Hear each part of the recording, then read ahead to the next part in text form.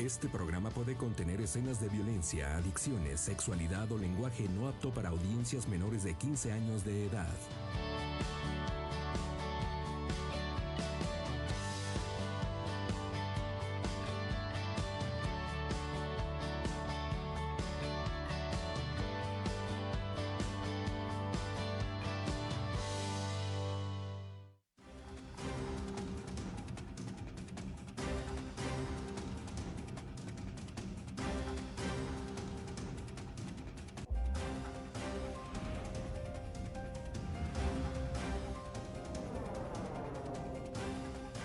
A fondo.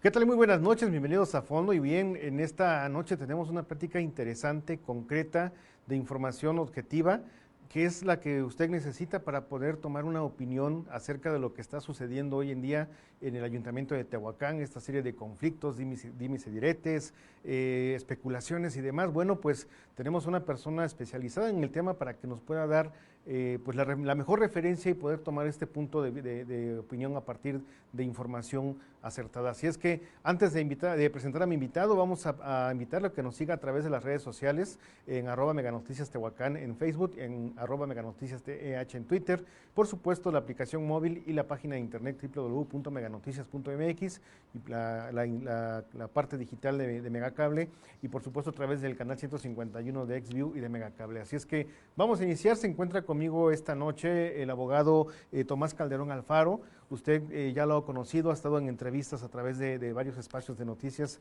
abogado, también catedrático de la UAT, por supuesto, y bueno, también con función pública en su momento ya como síndico municipal. Y bueno, pues vamos a entrar de rápido a la plática en relación a lo que está sucediendo hoy en día en el Ayuntamiento de Tehuacán, toda esta serie de situaciones que, bueno, dejan a la gente con mucha incertidumbre, sobre todo la gente que depende mucho de la operación incluso del Ayuntamiento. Así es, buenas noches a todo tu auditorio. Gracias por la invitación. Bien, bueno, pues abogado, primeramente preguntarle, la situación que se vive ahorita en el ayuntamiento definitivamente nos deja en una desestabilidad administrativa. Así es, mira, voy a poner un ejemplo. El día de ayer hubo un desalojo, me parece, en la Avenida de la Juventud, donde sacaron varios vehículos de un encierro y todos esos vehículos fueron puestos en la calle. Actualmente todos los días pasamos allá para la universidad y se encuentran los vehículos ahí. ¿Qué está sucediendo en Tehuacán? No hay alguien que vaya a menear esos vehículos.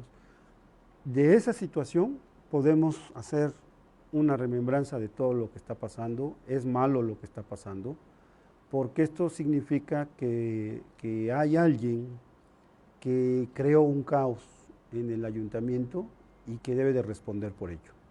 Y actualmente tenemos pues a un presidente y a un cabildo enfrentados con esta situación que se está dando. Yo no creo que sea conveniente para Tehuacán tener esta situación que está pasando ahorita. Esta precisamente situación se viene también a dar derivado a una auditoría que se está llevando dentro del ayuntamiento. ¿Esta auditoría viene a ser una intromisión o viene a ser un apoyo realmente para detectar esas anomalías de corrupción, vamos a llamarle directamente, ¿no? Mira, las auditorías son obligatorias. El órgano, en este caso la Auditoría Superior del Estado, tiene que hacer auditorías incluso sorpresa.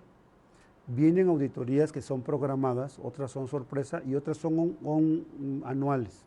Entonces este tipo de auditorías son buenas.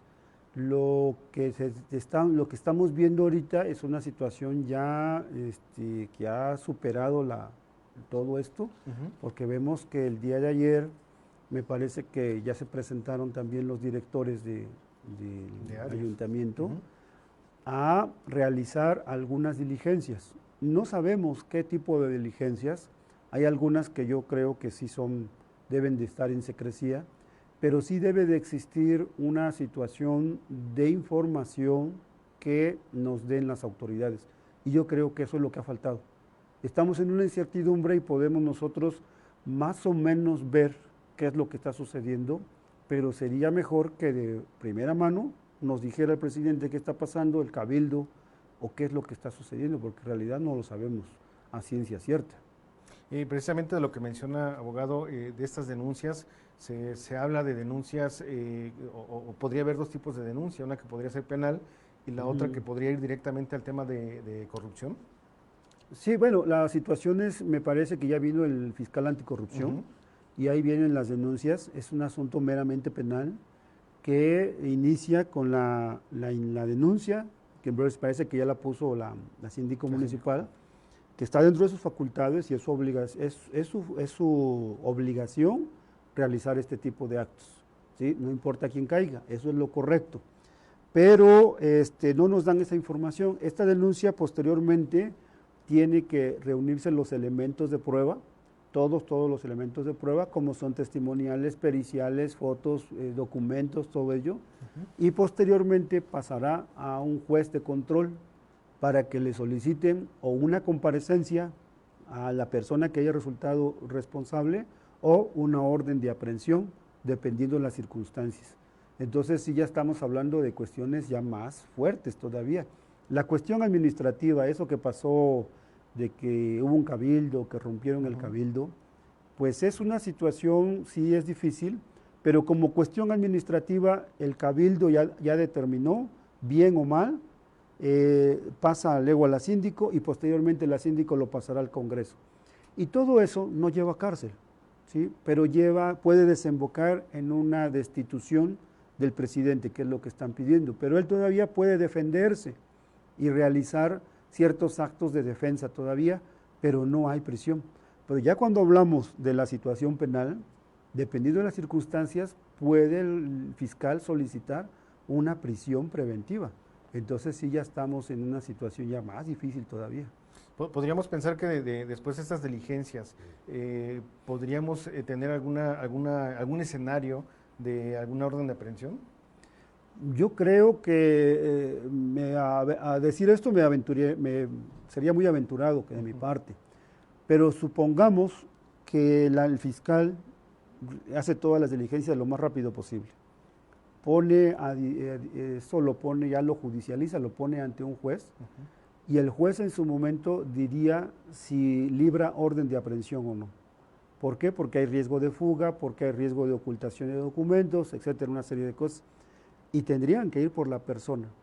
Si esta persona la detienen y la sujetan ya a procedimiento, que sería un auto de vinculación a proceso, ya no podría continuar en su cargo. Y en ese caso sí tendría que haber una destitución o un cambio de función de esta persona. Estaríamos hablando, por ejemplo, si le sacan orden de aprehensión del presidente, él seguiría siendo presidente hasta que no le dictaran un auto de vinculación a proceso, y que determinara al juez que estaría ya en prisión preventiva, oficiosa o justificada.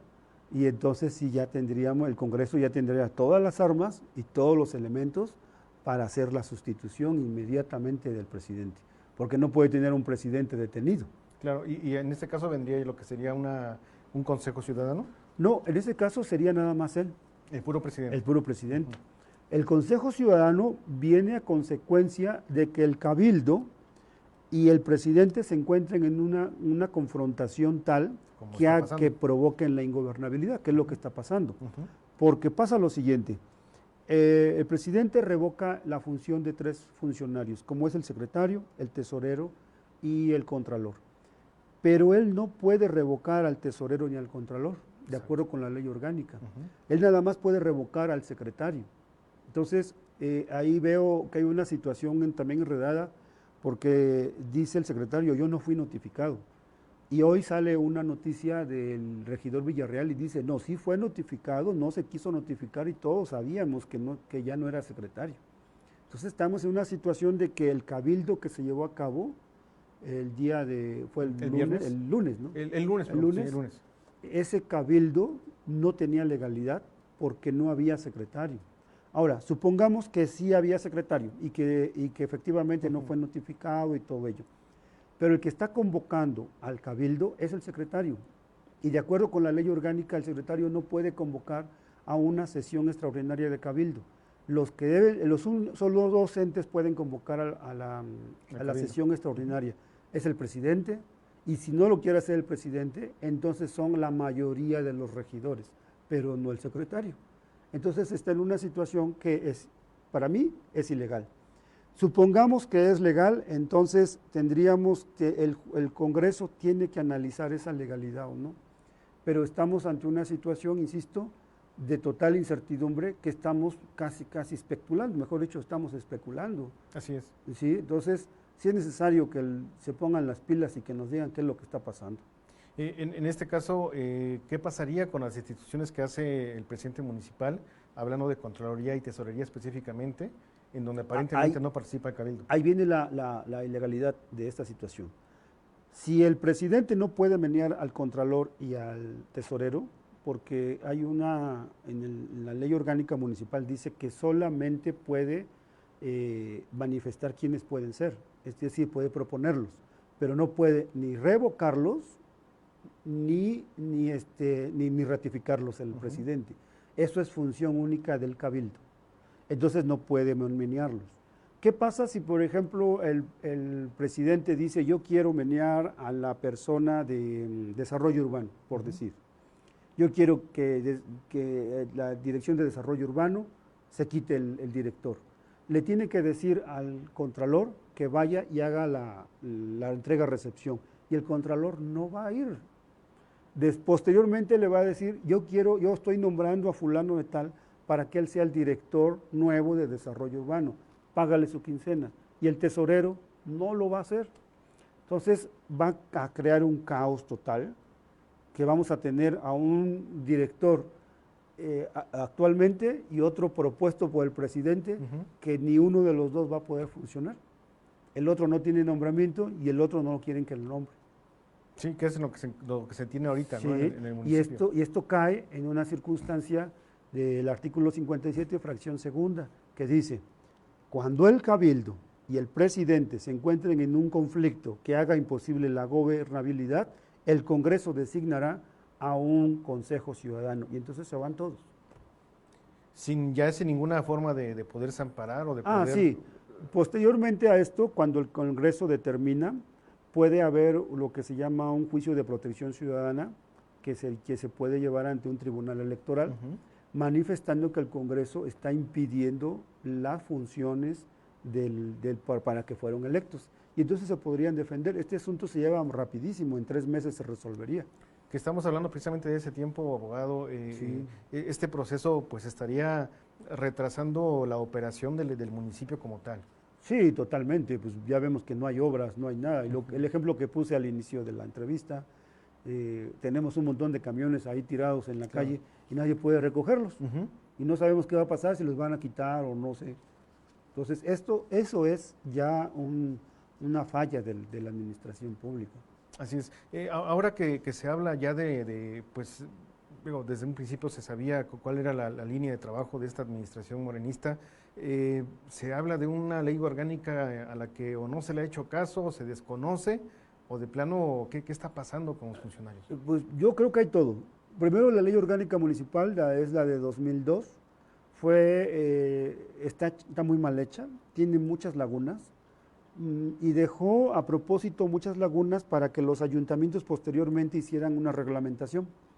Por ejemplo, la reglamentación de cómo se deben llevar a cabo los cabildos, la reglamentación de quién debe de ocupar posteriormente si tú quitas al secretario, quién es el encargado de despacho, y así sucesivamente. Esas reglamentaciones no existen. Los ayuntamientos les corresponde hacer esa reglamentación y no la hicieron. Se quedaron acéfalas esas cosas. La ley orgánica entonces es una ley que tiene muchas fallas, incluso muchas contradicciones. Aunado a esto, esto nos da la posibilidad a interpretar, y entonces el secretario puede estar interpretando a su gusto, el cabildo puede estar interpretando a su gusto, el presidente lo interpreta de otra forma, y nosotros los catedráticos lo estamos interpretando de otra forma. El que lo va realmente a interpretar bien pues es el Congreso, y aún así falta que otro tribunal se lo cheque. Esto nos lleva a un total caos, porque cada quien interpreta a su gusto, cuando la ley debe de ser clara y específica y general, y no estar como en este caso. Y esta situación sí nos da a que sí estuvo bien, no, por a mí sí estuvo bien, y así cada quien hizo su interpretación y cree que está bien en las cosas. Y desde mi punto de vista, el cabildo es inexistente y el presidente le faltó notificar bien al secretario y fue nombrado a destiempo al nuevo encargado de la secretaría. La ausencia del presidente en este tipo de conflictos, la manera, la salida rápida que ha tomado ha sido la ausencia, digo, no enfrenta los problemas. ¿Qué tanto se pierde en responsabilidad? Legalmente no, ahorita legalmente no. Nada. No, tienen que pasar 3 cabildos ordinarios para que entonces se decrete que ya él ha faltado a sus obligaciones y ya con esos 3 cabildos ordinarios, entonces sí ya queda destituido del cargo. Ahorita no, creo que nada más faltó a uno, que es el del día lunes en la mañana, y el extraordinario, que tampoco fue bien convocado y no fue bien notificado. Entonces, de ahí que todavía no tienen por ahí ese lado. Yo pienso, así como están las cosas, que la situación de la destitución por medio del Congreso, originario del Cabildo, no va a proceder, va a llevar mucho tiempo y por ahí no es la situación. Yo creo que aquí están tomando una salida alterna, que es la cuestión penal, que es así, puede ser peligrosa, para en su momento detener al presidente, fincarle responsabilidades penales, un acto de vinculación a proceso, una medida cautelar de prisión preventiva y entonces sí determinarle que ya no puede ser presidente. Esa yo pienso que es la idea, porque sacaron el cabildo, como que no les resultó bien y ahora están también con esa situación penal. Precisamente el Congreso del Estado entre ayer y hoy por la mañana todavía están, pues, si no desconocidos del tema, no han recibido oficialmente esta petición de destitución de Felipe Patkane. ¿Qué procedería? ¿Lo puede tomar por algún tema de ingobernabilidad? ¿Y hasta dónde podemos hablar que hay ingobernabilidad en el municipio? El Congreso puede hacerlo en forma oficiosa, porque puede realizar un análisis de cómo se está viviendo aquí en Tehuacán y puede hacer ese análisis. Pero aquí el Congreso creo que está siendo muy cauto, aunque hay declaraciones, pero también son cautas, diciendo, bueno, cuando me lo mandes, cuando la síndico mande el dictamen, que se le fue determinado por Cabildo, analizarán si es procedente o no es procedente. Y tendrán que llamar a las 2 partes. O sea, ese camino es largo. Supongamos que la síndico realiza toda su labor que tiene que hacer, todo, etcétera, etcétera, y lo manda el día lunes. El próximo lunes estaría pasando apenas a comisión. Y dentro de unas 2, 3 semanas, tendrían que llamar a los regidores, tendrían que llamar al presidente, tendrían que llamar para que se defiendan. Porque todos tienen derecho a ser oídos y vencidos. Tienen que llamarlos. Una vez que se determine, hasta entonces la Comisión de Puntos Constitucionales y Gobernación lo mandaría al Pleno. A partir de ahí del Pleno citarían para que votaran la destitución o no. Entonces estamos hablando de, así por mucho, 1 mes o 2 meses. No es tan rápido. ¿Sí? Entonces yo creo que, pero viendo la cuestión penal, yo creo que es más la cuestión penal lo que le están poniendo interés que la cuestión administrativa. La cuestión administrativa tiene muchos defectos.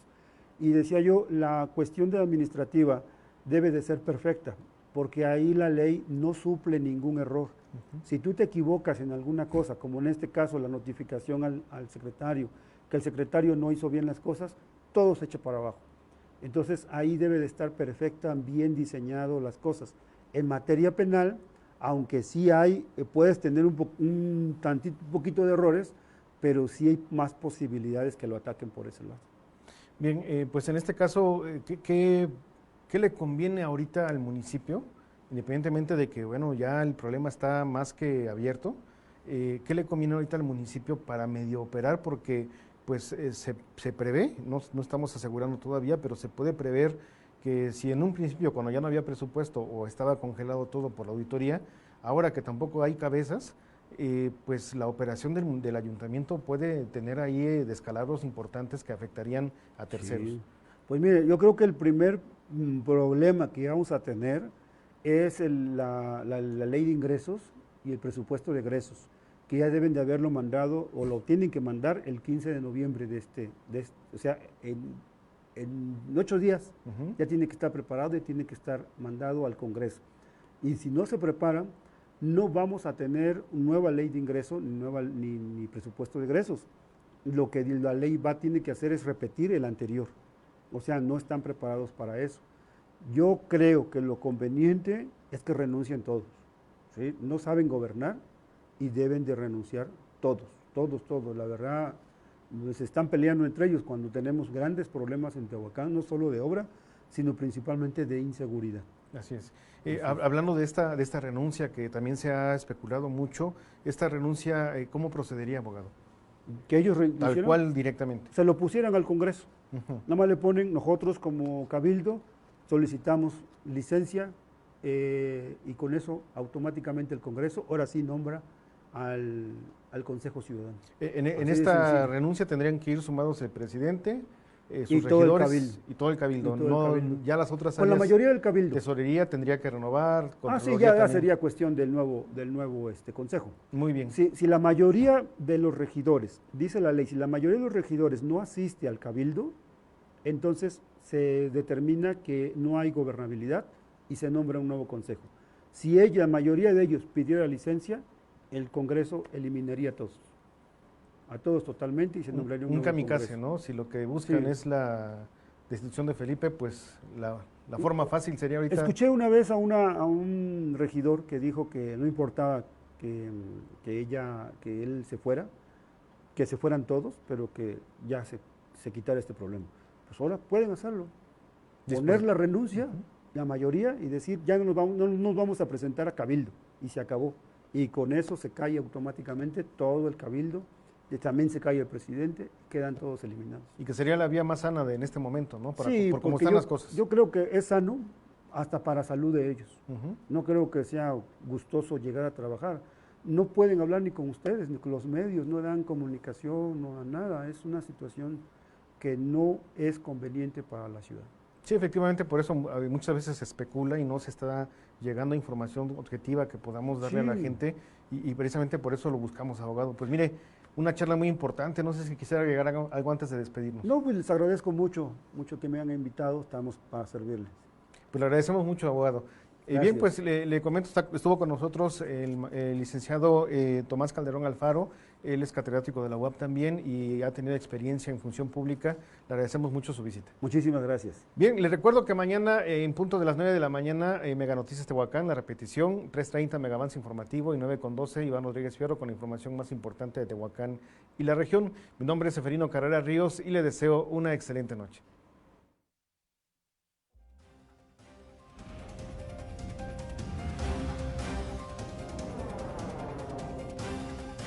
A fondo.